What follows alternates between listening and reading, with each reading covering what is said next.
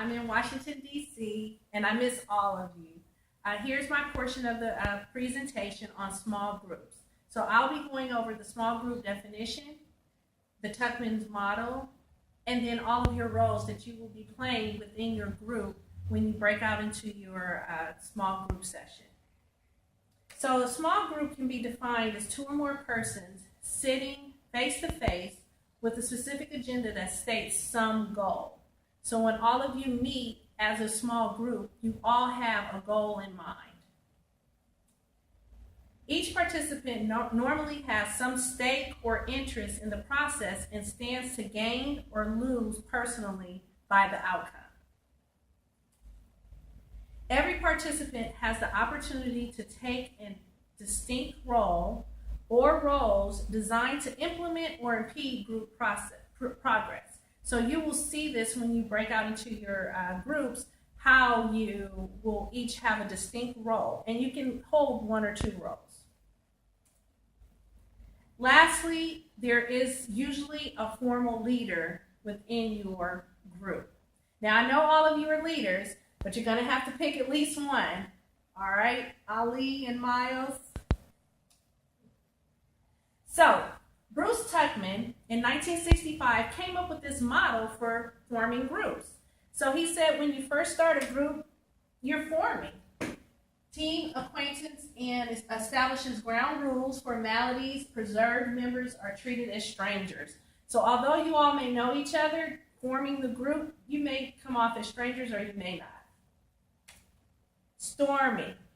How do you get through the difficulties of coming together as a group? Some of you may not know one another, some of you may know one another, but there may be some uneasiness. So how do you storm through that? How do you weather the storm? Norming. Just like how we set norms at the beginning of the semester, a group has to set norms. Now those norms are what you decide. So you may communicate through text, you may communicate through email, you may communicate through telephone, but you have to set the norms for your group and how you will communicate. And lastly, performing. How will you deliver your product, or how will you work? How will your group perform? There's one more model, there's one more that's called adjourning that he added later, but we're not going to go through that. So all of you should have read your article on the 15 principles of a small group. And you will find this very helpful when you go through it. And as you look through the principles, you'll notice that most of these will come into play. And so this will help you as you go further into developing small groups and small group techniques. So let's get into the roles. So each group should have a leader, which could be considered an orator or an organizer. So this person will corral everyone together and make sure everything is in place. And they will tend to speak. Now, all of you can be a leader. All of you can be a leader. Recorder or note taker.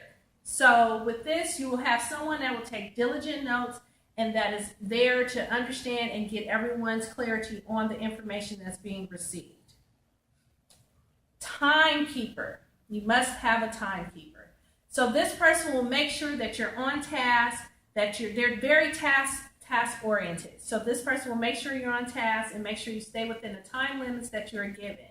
And you will be given a time limit, so make sure you keep your time together. Lastly, let's have our motivator and cheerleader. If I was there, I will be that. Woo! So your motivator and cheerleader is the person who's going to keep the team going, keep the team motivated, make sure everyone is together, that there's no low morale. You want to have high morale when you're working in a group, and you want to make sure that everyone's working together and cohesively. As you proceed on with the rest of this presentation with small group techniques, Sarah and Jamie are going to teach you an engaging interactive activity. I hope you all have fun, and I'll see you next week. Bye.